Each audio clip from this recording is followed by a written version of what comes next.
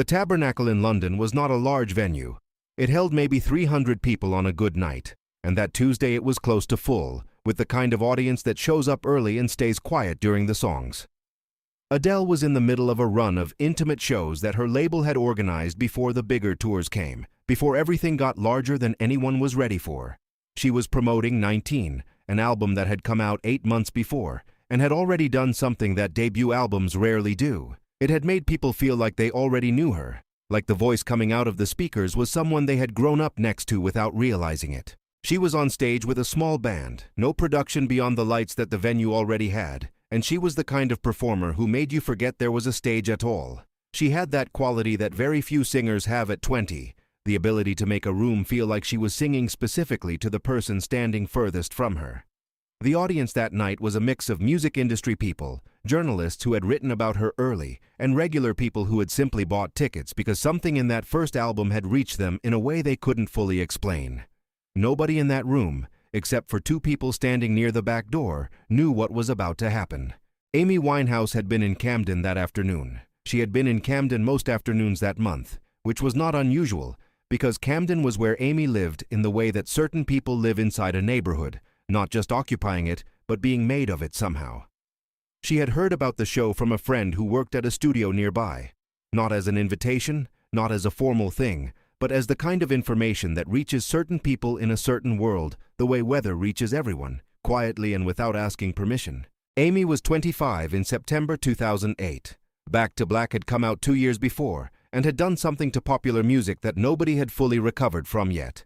It had arrived like something from a different era that turned out to be more present than anything currently happening. A record that sounded like it had always existed and had simply been waiting for someone to find it. The 5 Grammy wins earlier that year had confirmed for the rest of the world what people in London had known for longer, that Amy Winehouse was not a phenomenon. She was something rarer than that. She was an event that kept happening every time she opened her mouth. She had not performed publicly in months. The decision to go to the Tabernacle that evening was not planned in any way that the word planning implies. There was no calculation, no thought about what it would mean or how it would look.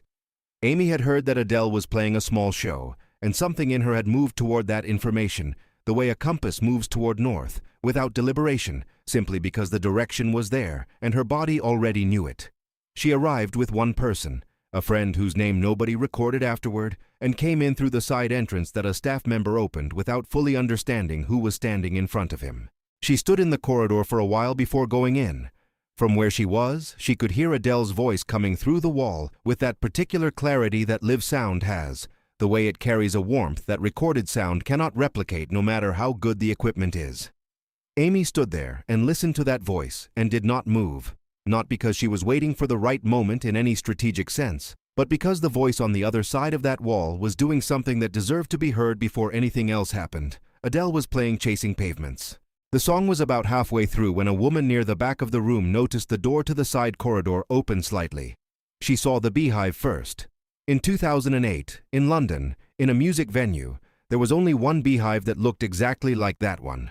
The woman touched the arm of the person standing next to her without saying anything, which was the right instinct, because saying anything out loud in that moment would have broken something that hadn't finished forming yet. The word moved through the back of the room in the way that certain kinds of information move, not as noise but as a change in the quality of attention. People turned slowly, the way people turn when they don't want to miss what's in front of them, but cannot ignore what's happening behind. Amy had come through the door and was standing near the back wall with that particular stillness she had. The stillness of someone who occupies space completely without expanding into it, who is entirely present without reaching for anything. She was wearing what she always wore. She looked exactly like herself, which was the only way Amy Winehouse ever looked. Adele was deep in the song. Her eyes were closed in that way they went when she was fully inside the music, when the room had stopped being a room and had become something she was moving through rather than standing in. The guitarist to her left caught the change in energy before he saw the reason for it. He felt it the way musicians feel things during live performance, as a shift in the air, an alteration in the weight of attention coming from the audience. He opened his eyes and looked toward the back of the room. He kept playing, but his eyes went to Adele and stayed there, waiting for the song to give him a moment. Adele finished Chasing Pavements. The applause that followed was the genuine kind, the kind that comes before people have decided to applaud, that starts in the body before it reaches the hands. Adele opened her eyes, smiled at the room, and started to say something into the microphone the way she always did between songs, with that South London directness that made everything she said sound like something she'd thought of just then.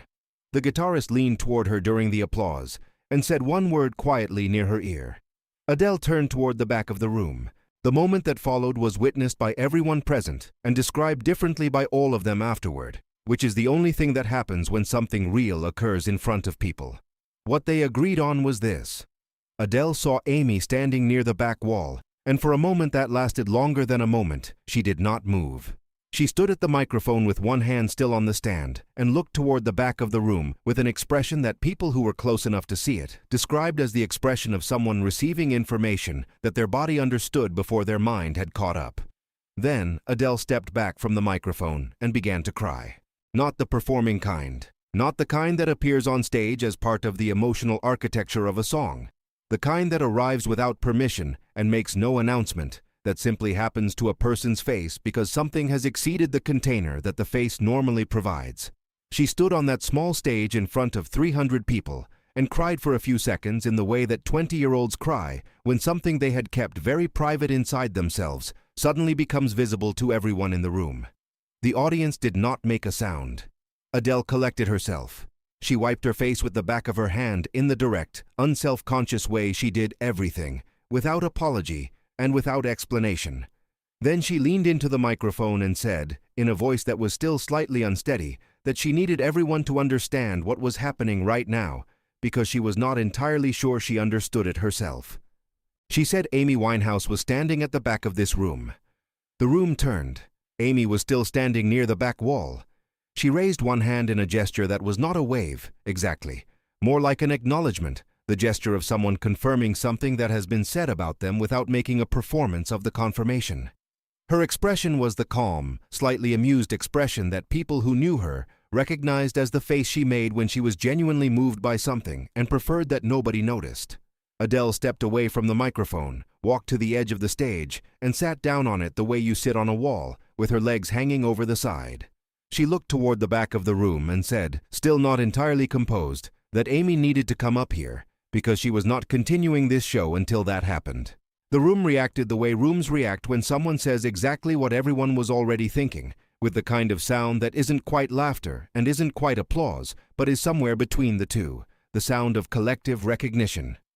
Amy did not move immediately. She stood at the back with that stillness and looked at Adele sitting on the edge of the stage with her legs hanging over the side, and there was something in the way those two people looked at each other across that room, across the distance between a back wall and a stage, that the people present described afterward with a consistency that was striking, given how differently they described everything else.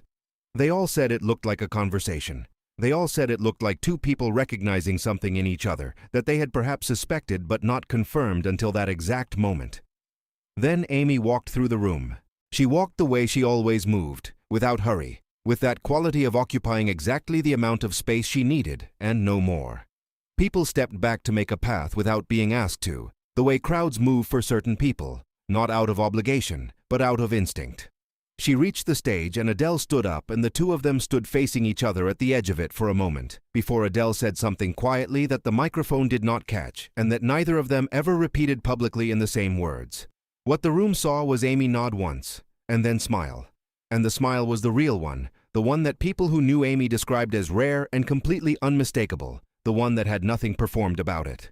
Adele turned to her band and asked quietly if anyone had a second microphone. A member of the venue staff appeared from the side with one in less than a minute, because the venue manager had been watching from the sound booth and had made the decision before anyone asked him to. The microphone was handed to Amy, who took it with the ease of someone for whom microphones are as natural as breathing, which for her they were. The room had gone completely quiet. Adele looked at Amy, and Amy looked at Adele, and nobody in that room breathed in any meaningful way.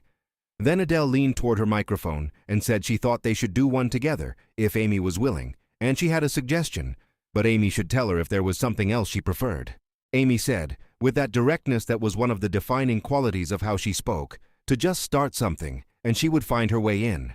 She said it the way Luis Gonzaga had said something to Raul Seixas in a different country, in a different decade, with the simplicity of someone who trusts music to know things that people don't always know ahead of time.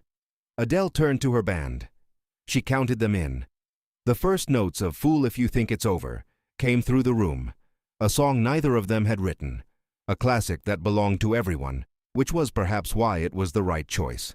Something that had no ownership, that was simply a vehicle for two voices to find each other inside. What happened next was described by everyone present and verified by none of them. Adele came in first, on the verse, in that voice that at 20 was already fully formed, that already had that quality of sounding like it had been doing this for decades. And when she reached the end of the first verse, Amy came in beside her, not behind her, not in front of her, but beside her, in the way that a harmony arrives when it is right, as something that sounds less like addition and more like completion. Like the first voice had always been waiting for the second one, and had simply been filling the space until it arrived. The room did not applaud. There was no moment where applause would have fit, because what was happening was not finished, and everyone present understood that without being told. The two voices moved together through the song with the ease of people who have rehearsed something for years and the freshness of people who have never done it before. It was both of those things simultaneously, which should not have been possible and was. When the song ended, the silence lasted several seconds before the room understood that it was over. The applause that followed was the kind that doesn't begin with the hands. It begins somewhere else and reaches the hands last. 300 people in a venue in London making the sound that humans make when something has exceeded what they came expecting and they don't yet know what to do with the excess. Adele stood at the edge of the stage with tears on her face again, and this time made no effort to address them. Amy stood beside her with that expression that people who loved her recognized, the one that was quiet and internal, the one she had when something had happened that she would not talk about very much but would carry. They stood there together for a moment in front of 300 people, who all understood they were watching something that would not repeat. Not because nothing like it would ever happen again, but because these two specific people, in this specific room, on this specific night, would never be exactly as they were right now. Amy at 25, Adele at 20, both of them at the beginning of what they were becoming, standing at the edge of a small stage in London with microphones in their hands and a room in front of them that had just heard something it would spend years trying to describe. Amy gave the microphone back to the venue staff member standing at the side, turned to Adele, said something quietly one more time, and then walked back through the room the way she had come. Slowly, without hurry, with that quality she always had of being entirely present until she wasn't, and then being entirely gone. The door at the back of the room opened and closed. Adele stood on the stage for a moment without speaking. Then she turned back to the microphone and said, in a voice that was not quite steady but was entirely honest, that she had no idea how she was supposed to continue a show after that. But she was going to try, because Amy would probably think it was embarrassing if she didn't. The room laughed. Adele laughed. And then she played. Nobody who was in the tabernacle that night recorded what happened on a phone. This was 2008. Before recording everything became the reflex that it later became. And so what existed afterward existed only in the memory of the people who were present. This turned out to be, in the years that followed, something that the people who were there understood as a kind of gift. Because what they carried was not a video that could be watched and rewatched until the edges wore off. What they carried was the actual thing, undiluted, unchanged by repetition. Amy Winehouse died in July 2011. She was 27. In the years after, Adele spoke about that night several times in interviews, always briefly, always with that economy of words that she used when the subject was something she wanted to protect from the weight of too much explanation. She said that Amy had walked into that room and something had changed in the air before she had even seen her, that she had felt it in the music before she had understood what she was feeling. She said that singing with Amy that night had been the closest she had ever come, before or since, to understanding why she had wanted to do this in the first place. She said Amy had found her way into that song like she had always been in it, and had simply been waiting for the right room to make herself heard. What that night held was something that cannot be archived because it was never recorded and cannot be recovered because the two people who made it are no longer the people they were then. It exists only in the specific texture of memory that belongs to 300 people who were standing in a room in London in September 2008 when something happened that had no name but that everyone recognized immediately as real. The truest things rarely announce themselves. They arrive through a side door, stand quietly at the back, and wait to be noticed. And when they are, they change the room without trying. the way Amy Winehouse changed every room she ever entered simply by being entirely and completely herself inside it.